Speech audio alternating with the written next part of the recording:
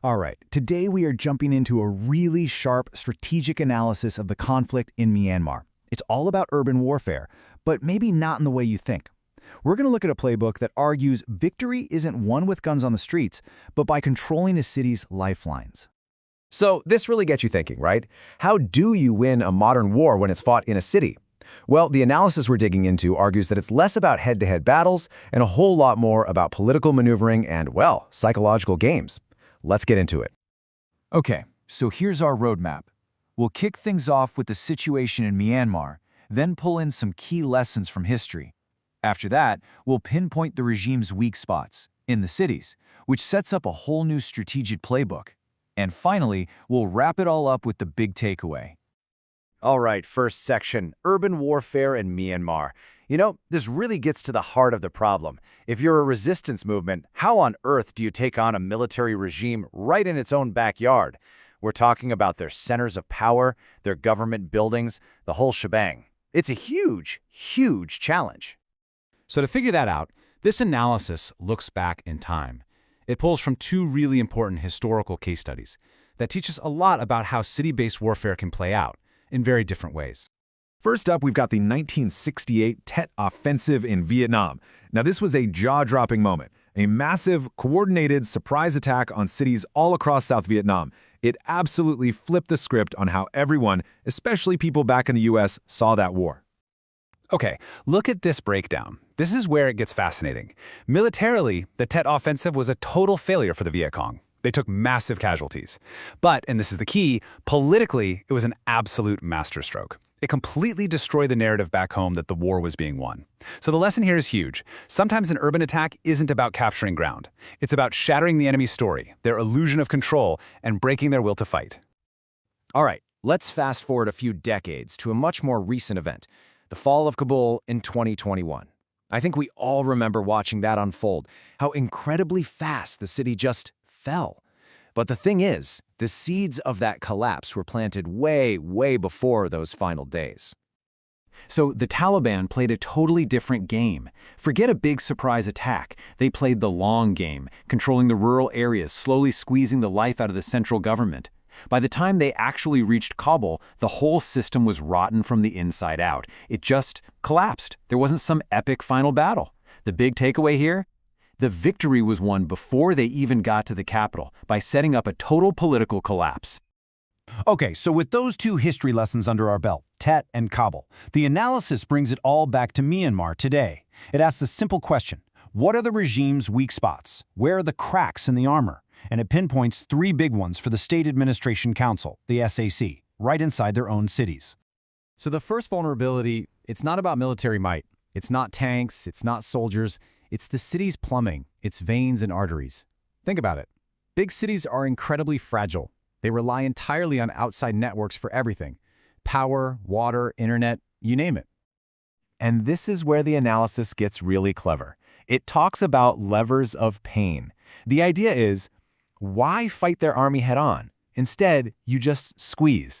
You find those pressure points that keep the city breathing. You cut the power grids. Boom, the city goes dark. You block the highways and suddenly there's no food coming in.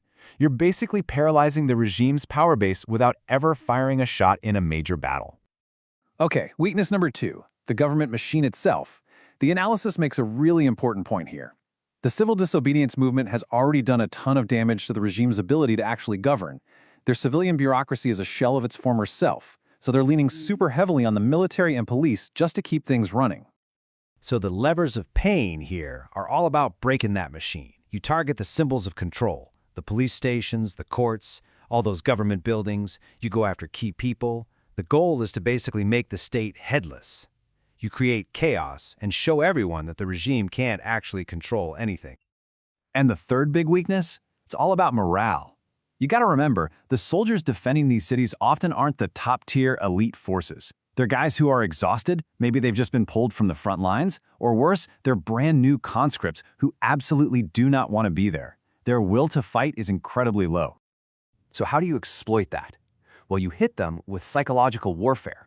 You broadcast messages urging them to defect, you talk about their families, you remind them of the losses their units have taken, and then you pull a page from the Tet Offensive playbook. You launch a surprise attack on a big, important headquarters.